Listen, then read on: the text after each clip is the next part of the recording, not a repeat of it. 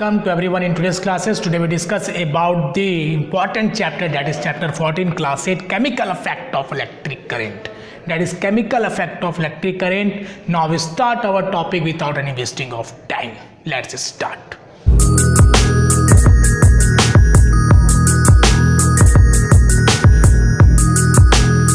Now first we define what is chemical effect of electric current. Chemical effect of electric current क्या होता है students? The passage of electric current through a conducting solution. मान लिया जाए ये हमारे पास क्या बेटा, ये बीकर है. ओके, ये बीकर है और इसमें से क्या पास हो रहा है? करंट पास हो रहा है. करंट जब पास होगा, ये एक सॉल्यूशन से करंट पास होगा, the passage of electric current through a conducting solution causes a chemical reactions. जैसे इसमें से इलेक्ट्रिक करंट कॉज होगा, इसमें क्या होगा? केमिकल रिएक्शन होगा. क्या होगा बेटा? केमिकल रिएक्शन होगा. And that is called chemical effect of electric current. The passage of electric current through a conducting solution. The transfer of electric current. The transfer of electric current. The transfer of electric current through a conducting solution. Okay.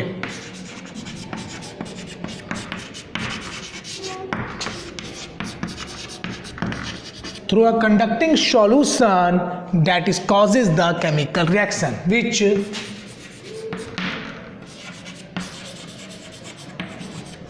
which causes the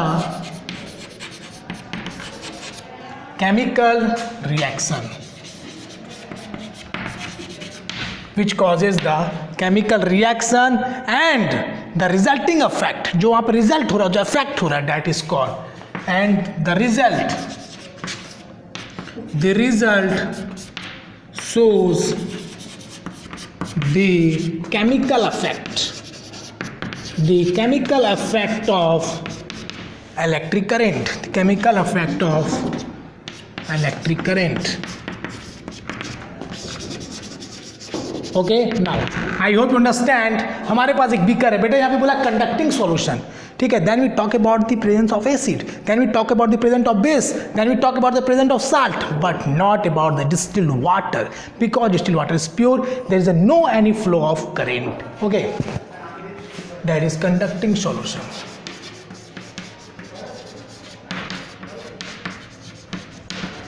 It is beaker. Okay, that is BEAKER. Okay, now we discuss about the next topic. If we talk about the basic concept regarding this chapter, that is conductor and insulator. आपने शुरुआत से ही पढ़ा है. Conductor जिसमें flow of current होगा, insulator जिसमें flow of current नहीं होगा. इन सब चीज़ों को ज़्यादा नहीं पढ़ाऊंगा क्योंकि आप लोगों ने इसको शुरुआत से ही पढ़ा है. ठीक है, जैसे मेटल्स हो गए जिसमें फ्लो ऑफ करंट होता है, that is the example of conductor, aluminium, copper, iron object. Okay, non conductor is that is insulator, would, rubber etcetera जिसमें करंट फ्लो नहीं होगा, है ना, even plastic. Now next one is if you talk about the tester. आपने घर पे tester use किया होगा या फिर आपने देखा होगा, इलेक्ट्रिशियन के पास मोस्टली पॉकेट में आपको दिखेंगे. ठीक है, कलम की तरह, डेट इज पेन की तरह होता है. ठीक है, जिसका इमेज आप ब्लैक बोर्ड पे देख सकते हैं. अगर इस टेस्टर को आप ज़्यादा देर तक आप लगा के रखते हो सेल्स में, देन जो सेल्स के अंदर जो केमिकल स्टोर्ड है जिसके कारण इलेक्ट्रिसिटी फ्लो होता है, वो क्या होगा? आसानी से ड्रेन हो जाएगा, उसके केमिकल्स जो हैं यूज़ हो जाएंगे. ठीक है, ऐसे टेस्टर तुरंत लगाया जाता है और उसको हटा लिया जाता है. सिर्फ ये चेक किया जाता है उसके द्वारा कि उसमें फ्लो ऑफ करेंट हो रहा है या नहीं हो रहा है. ठीक है, that is the function of tester.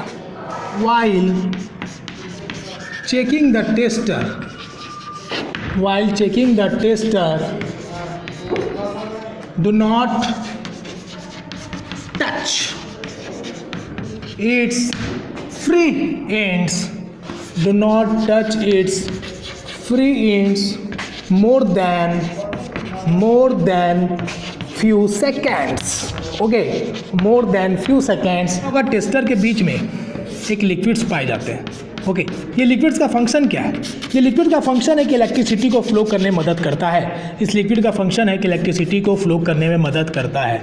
हमको पता है कि इलेक्ट्रिसिटी जो है वो लिक्विड में आसानी से फ्लो हो सकता है।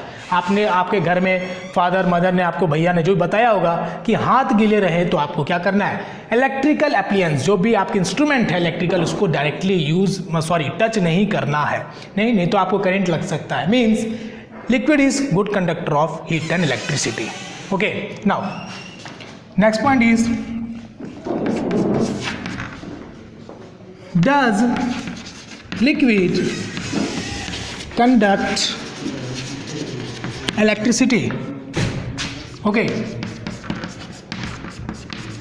yes, इसका आंसर होगा यस। अगर आपके पास क्या बेटा, आपके पास एक बीकर है, बीकर में आपने क्या डाला, एसिड डाला, बीकर में आपने बेस डाला, बीकर में आपने साल्ट डाला, तीनों को जब डालते तो इलेक्ट्रिसिटी फ्लो करेगा। Okay, that is the main point. But अगर डिस्टिल वाटर है, डिस्टिल वाटर की बात करें तो डिस्टिल वाटर में इलेक्ट्रिसिटी फ्लो नहीं करेगा because it is pure water. There is no presence of acid, there is no presence of base, there is no presence of salt. Exams में 90% chances है कि क्वेश्चन पूछे जाते हैं कि which one is bad conductor of heat and electricity. उसमें distil water आपका option दिया रहेगा तो आपको टिक कर देना है। नेक्स्ट आपसे ये पूछेगा कि why there is a no flow of current in the case of distil water, then you write there is a no presence of acid, base and salt, and as we know that the flow of current is only takes place in the case of acid, base and salt. Okay, that is the main point regarding the topic. Now we discuss about the next point, glow. अगर मैं एक word लिखा bulb glow, means हमारे दिमाग में ये word दिमाग में आता है कि बल्ब कब ग्लो करता है, कब ग्लो नहीं करता है। ठीक है, तो आपके पास है एक बल्ब, ओके, रफ डायग्राम बनाते हैं बल्ब का। ओके, आपके पास एक बल्ब, ठीक है, अब इसमें हम क्या किया, इलेक्ट्रिसिटी को क्या कर रहे हैं, फ्लो कर रहे हैं, इलेक्ट्रिसिटी फ्लो हो रहा है। ठीक है, इलेक्ट्रिसिटी को जब फ्लो किया तो बल्ब जल गया। It is due to the heating effect of electric current. ठीक है, due to the heating effect. आपके एग्जाम्स में ये पूछा जाएगा कौन सा इफेक्ट होता है, due to the heating effect of electric current. ठीक है, प्यारे सोल्जर्स, आपको ये ध्यान में रखना है कि हीटिंग इफेक्ट के कारण जो होता है बल्ब आपका जलता है। नाउ नेक्स्ट क्वेश्चन इससे ये आ सकता है कि बल्ब आपने जला दिया, स्विच तो आपने दे दिए, सर्किट कंप्लीट हो गया, बल्ब जल भी गया, लेकिन जब आपने सर्किट को ब्रेक कर दिया तब क्या हो रहा है, थोड़ी देर तक आपने देखा कि बल्ब तब भी गर्म है। Means it is also due to the heating effect of electric current. आपने बंद कर दिया तब भी वो गर्म है, इसका मतलब ये है कि वहाँ पे हीट का इफेक्ट है, हीटिंग इफेक्ट है। ये आपके एग्जाम्स में आने के चांसेस है। नेक्स्ट एग्जांपल, आपने हीटर यूज़ किया है, ठीक है, आपने कॉइल वाले हीटर देखे होंगे जो आप डायग्राम में देख सकते हो ब्लैक बोर्ड में। ये जो हीटर है इसमें जो कॉइल्स लगे हैं, इसमें कौन से कॉइल्स के जो लगे हुए, नाइक्रोम का यूज़ किया जाता है आयरन के अंदर। हीटर में आपने देखे होंगे हीटर जो कॉइल्स वाले जो ब्लैक बोर्ड में देख रहे हो, ये कॉमनली आपको पहले भी आपने घर पे देखा होगा या फिर कहीं पे यूज़ हुआ होगा तो आपने देखा होगा। ठीक है, काफ़ी ओल्ड है, अभी तो आपको ये दिखाई नहीं देगा बट कहीं कहीं दिख जाएगा। हीटर में जो वायर यूज़ होते हैं दैट इज़ नाइक्रोम। ओके, और इसका जो मेल्टिंग पॉइंट होता है काफ़ी ज़्यादा होता है, ये जल्दी टूटता नहीं है। ठीक है, और ये काफ़ी इफेक्टिव होता है, आसानी से क्या करता है, ये रूम को गर्म कर देता है। आयरन के अंदर जो होता है, इस्त्री जो कपड़े होते हैं उसको भी क्या करता है, ये आयरन करने में मदद करता है। ठीक है, that is the function of nichrome. अब आपसे पूछा जाए कि बल्ब जल गया या फिर आयरन जल गया, क्यों? Due to the heating effect of electric current. ठीक है, now we discuss the next topic. If the current flow in a circuit is too weak, okay, कहीं कहीं इसको लोग सर्क्यूट भी बोलते हैं। ठीक है, now if the current flow in a circuit बोलो चाहे सर्किट बोलो, both are correct, is too weak, बहुत ज़्यादा कमज़ोर है अगर करंट वहाँ पे, तो क्या होता है, आपका जो बल्ब होता है वो नहीं चलता है। The bulb does not glow। Okay, तो इस कंडीशन में क्या आया हमारे पास, एक आया बल्ब जिसका नाम था नाम है LED। ओके, ये LED का आविष्कार हुआ, काफ़ी ओल्ड नहीं है, कह सकते हैं जब हम 7th 8th या 6th में होंगे तब से आया होगा ये, है ना, नॉट अप्रोक्सीमेट मैं बता रहा हूँ आपको। LED आया, LED का फंक्शन क्या आया कि आपका करेंट चाहे लो भी रहेगा तब भी ये जलेगा, मतलब लो करंट में भी LED जल सकता है। तो लोगों ने क्या किया, बल्ब को हटाना स्टार्ट कर दिया और LED का यूज़ ज़्यादा होने लगा। ठीक है, तो फर्स्ट ऑफ ऑल हमें पता होना चाहिए कि LED का फुल फॉर्म क्या है, तो लाइट इमिटिंग डायोड। ओके,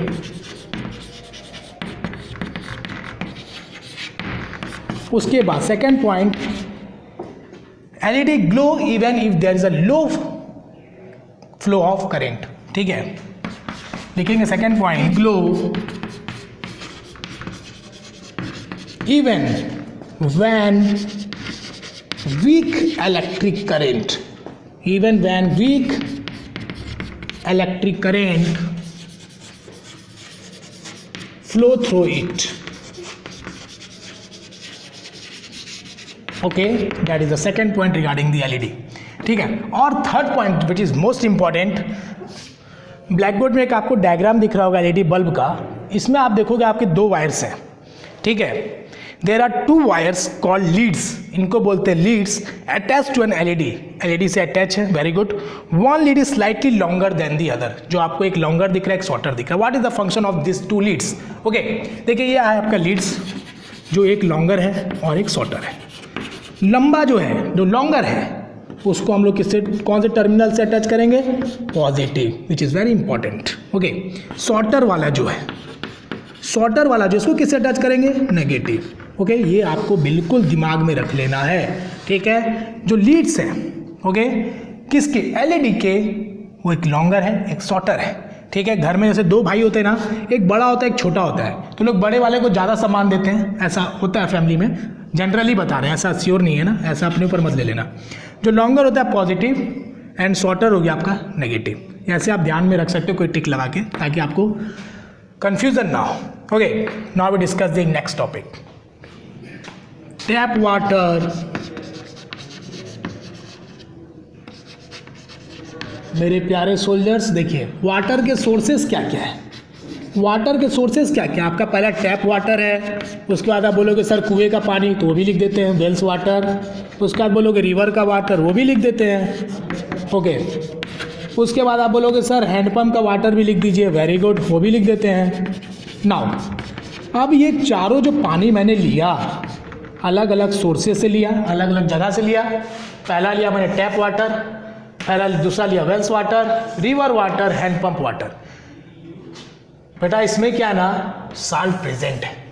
एक लाइन में समझो, इसमें क्या है, साल्ट प्रेजेंट है। ओके, लेकिन अगर मैं बात करूं डिस्टिल वाटर की, अगर मैं डिस्टिल वाटर की बात करूं, तो डिस्टिल वाटर में ना तो एसिड की प्रेजेंट है, ना ही बेस प्रेजेंट है, ना ही साल्ट प्रेजेंट है। इतना समझाने का मतलब सिर्फ एक पॉइंट था कि distil water is poor conductor of heat and electricity. यही क्वेश्चन आपके एग्जाम में आएगा। इस चैप्टर से हमेशा पूछा जाता है डिस्टिल वाटर से रिलेटेड, घुमा फिरा के बस एक ही आंसर इसका होता है, poor conductor, poor conductor, poor conductor. उसका जो क्वेश्चन होगा बस उसको समझना है कि वो कहना क्या चाहता है। ठीक है, तो ये आपको ध्यान में रखना है कि जितने भी सिंपल वाटर हम लोग यूज़ करते हैं, tap water, wells water, river water, hand water, जो भी है, हैंड पंप वाटर, इन सब में कहीं ना कहीं थोड़ा थोड़ा मात्रा में साल्ट प्रेजेंट है। Okay, but distilled water is a pure water, there is a no presence of acid, base and salt, and is free, okay, free from all this, okay, and it is poor conductor. That is main point regarding the distilled water. Note me, distilled water is free of salt. Distilled water is free of salt and it is poor conductor of, it is poor conductor of heat and electricity. Okay, heat and electricity, that is the point. Now second one is, note में लिखेंगे the most water which conduct electricity electricity which conduct electricity are solutions of acids, base and salt. Okay, ये 2 points आपके पूरे chapters में काफ़ी important है, ठीक है। तो इसको अपने माइंड में रख लेंगे, ठीक है, कॉपी में भी नहीं, माइंड में रखेंगे, ठीक है, ताकि कभी भी कोई अगर नींद में भी कोई पूछ ले तो बता सको, ठीक है। नाउ 1800, ओके, एक ब्रिटिश केमिस्ट आए, उनका नाम क्या था? उनका नाम था William Nicholson. Electrodes were immersed in water, immerse मतलब होता है बेटा डूबा हुआ, immersed in water, the current क्या होगा? फ्लो होगा। ओके, नाउ अगर बात करें, हमने बात किया इलेक्ट्रोड्स की, तो इलेक्ट्रोड्स होते हैं आपके, एक होता है आपका कैथोड, ओके, एक होता है आपका एनोड। अब हम बात करें कि एनोड और कैथोड में चार्जेस क्या होते हैं, ये आपको आगे क्लास में भी मिलेंगे, मोस्टली आपको केमिस्ट्री में मिलेगा देखने को। ओके, कैथोड है आपका एंड एनोड है। एनोड इज पॉजिटिव चार्ज, इसमें कौन से चार्ज होते हैं? पॉजिटिव चार्ज होता है, और कैथोड में आपका होता है नेगेटिव चार्ज। ओके, समझेंगे, थोड़ा कंसंट्रेट करेंगे। ये आपका बीकर है, इसमें मैंने क्या किया? इलेक्ट्रोड्स को डिप किया, ठीक है। ये आपका क्या है? कंडक्टिंग सॉल्यूशन है, और हमने एक एग्जांपल के तौर पे लिया CuSO4 that is copper sulphate, okay, और ये हमारा क्या है? Conducting solution.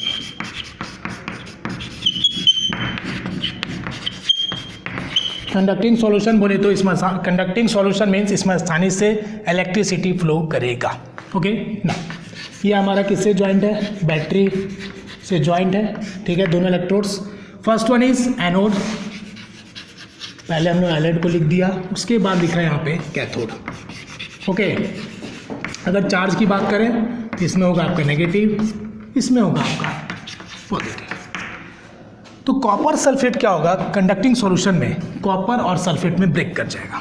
ओके, कॉपर और सल्फेट में क्या होगा? ये टूट जाएगा, और आपका कॉपर जो है वो कहाँ चल जाएगा? नेगेटिव की तरफ चल जाएगा, ठीक है। Cu में टूट गया, और SO4 में क्या हो गया बेटा? ये ब्रेक कर जाएगा, ठीक है। अब ये कॉपर जो है, इसमें कौन से चार्ज होते हैं? पॉजिटिव, इसमें होता है नेगेटिव चार्ज। ओके, इसमें जो आपका चार्ज है ये क्या? पॉजिटिव है, सॉरी नेगेटिव है, ये पॉजिटिव कॉपर और ये आपका नेगेटिव। तो पॉजिटिव वाला जाएगा नेगेटिव की तरफ, तो हमारा नेगेटिव चार्ज कौन सा है? ये इधर जाएगा, और ये नेगेटिव है तो ये पॉजिटिव की तरफ जाएगा। तो ऐसे क्या होगा? ये काम करेगा।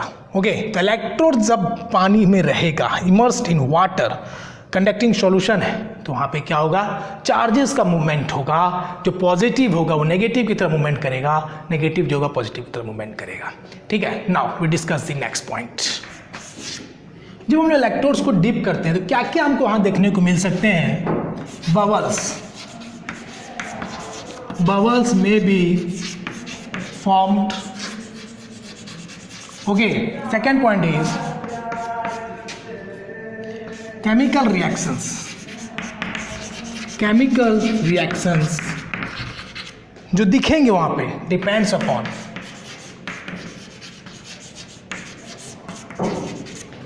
Upon solution. ओके, किस टाइप का सॉल्यूशन आप यूज़ कर रहे हो? कॉपर सल्फेट का मैंने लिया, कोई दूसरा लेगा NaCl का लेगा, कोई कुछ भी सॉल्यूशन जो लेगा उसके ऊपर डिपेंड करता है कि उस समय हमें क्या क्या देखने को मिल सकता है। बबल्स मिलेगा, केमिकल रिएक्शन मिलेगा, डिफरेंट टाइप्स ऑफ कलर्स में be formed. Okay, different types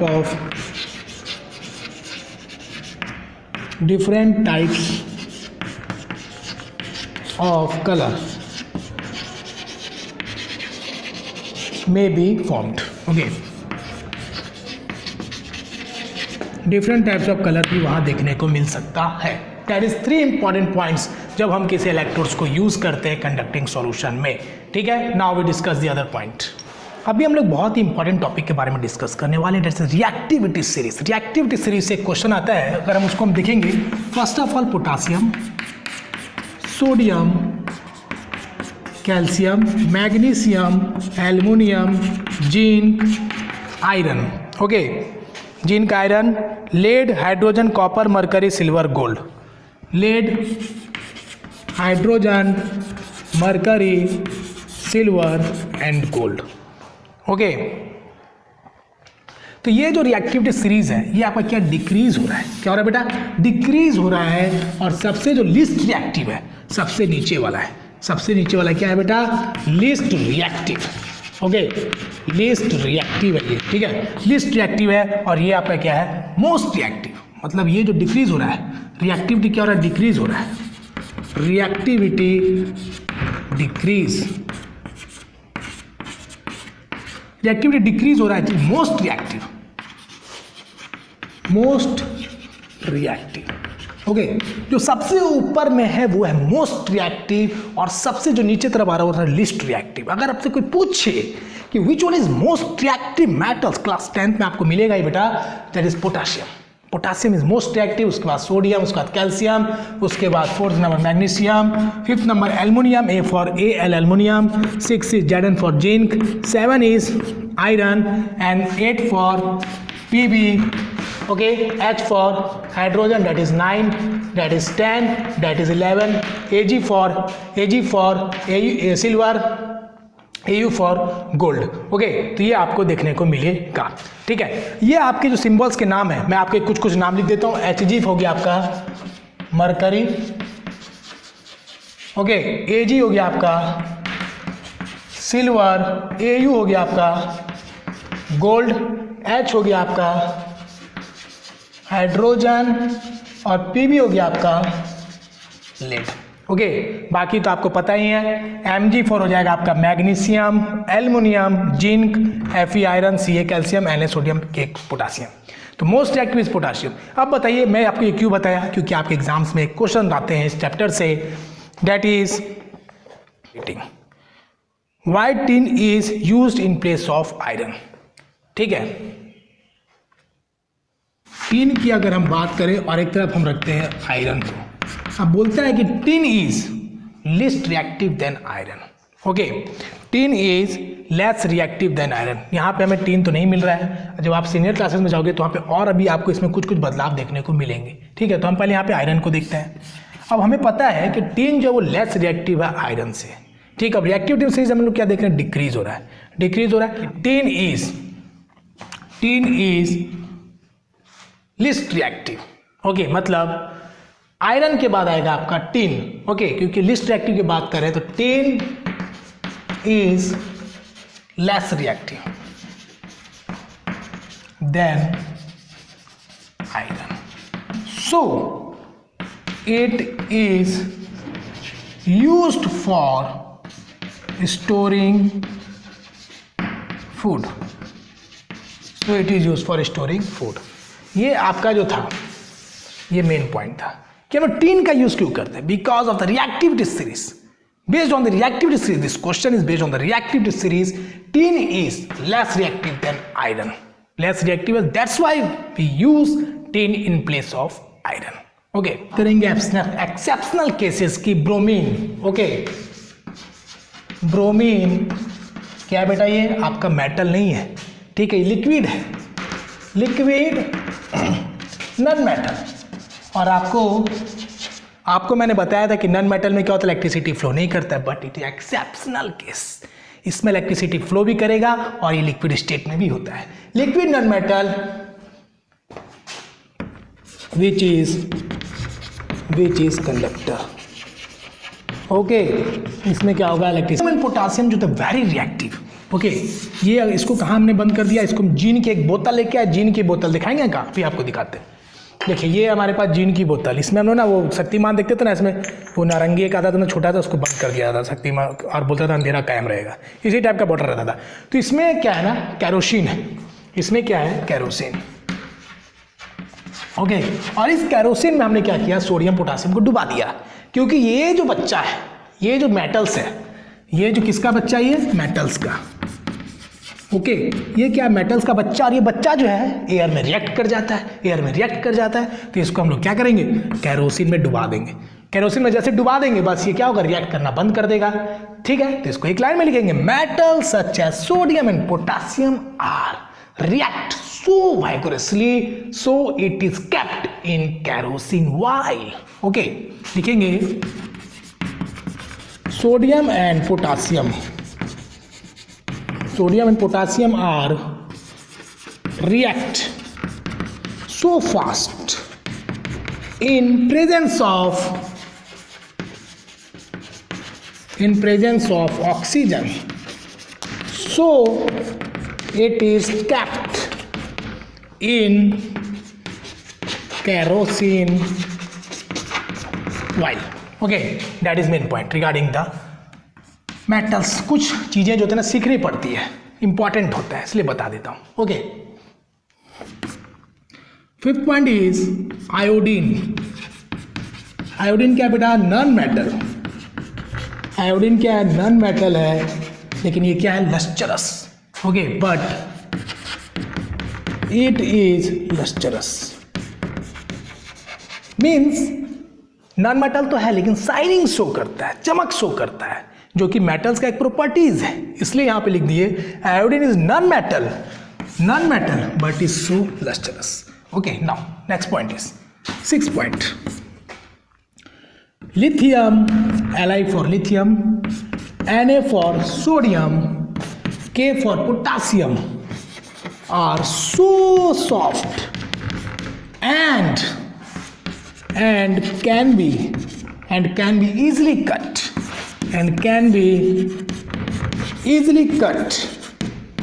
with a knife, चाकू से इसको आसानी से काटा जा सकता है। that is 6th point, which is very important। okay, gallium UM, okay, UM, gallium and cesium are metals, okay, क्या बेटा, metals हैं and easily melt on your palm। अगर आप इसे अपने हथेली में रख लिए, तो आसानी से क्या होगा, मेल्ट कर जाएगा। Okay, it is palm, PALM। Okay, आसानी से मेल्ट कर जाएगा क्योंकि इसका मेल्टिंग पॉइंट काफी क्या होता है, लो होता है, because low melting point, low MP, that is melting point. ठीक है, that is very important point, exceptional point regarding the metal, non metals को कुछ चीजें यहाँ पे पढ़नी पड़ती है। ठीक है, इसको समझने के लिए इस चैप्टर को पढ़ना पड़ता है। 3 चीज़ों को आप याद रखेंगे जो हमेशा आपको काम देगा, कॉम्पिटिटिव एग्जाम्स में भी आएंगे तो आपको ध्यान में रहेगा। क्या, chemical effect of electric current में आपने पढ़ा था। Okay, now it is enough for today's classes. Now we discuss this some points of electroplating in other classes. Thank you for attending the classes. कोई भी डाउट है comment box में पूछिए, late night तक वेट करिए, आपको जवाब मिल जाएगा। नहीं मिलता है तो नेक्स्ट डे आप फिर मैसेज करिए, मिल जाएगा, इतना टाइम नहीं लगेगा। ठीक है, उसके बाद चैप्टर्स को आप रिवाइज करिए, फिर इसके बेसिस पे आपके एग्जाम्स होंगे और आप अच्छे से अपने कॉन्सेप्ट को बिल्ड करिए, आगे बढ़िए और ज़िंदगी में कुछ अच्छा करिए। Thank you for attending the classes. Bye bye, take care.